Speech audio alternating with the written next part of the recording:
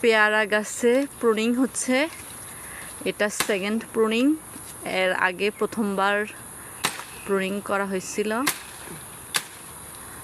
অনেক সুন্দর গাছ হয়েছে, কাটতে ইচ্ছে করতেছিল না, তারপর কাটতে হবে। প্রুনিং করে দিলে হয় কি ফলন ভালো হয়, ফল বেশি ধরে।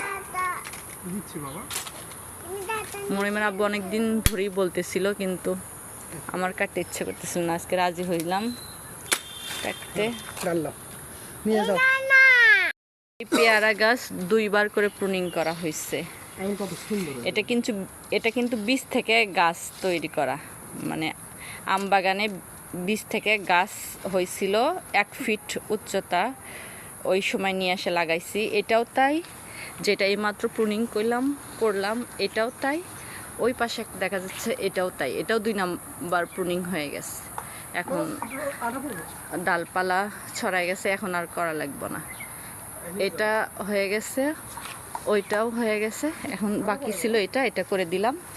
আশা করি এটা ফলন ভালো হবে এবং খুব শীঘ্রই তাড়াতাড়ি গাছটি ডালপালা গজাবে, বড় হবে, ফলন ভালো হবে।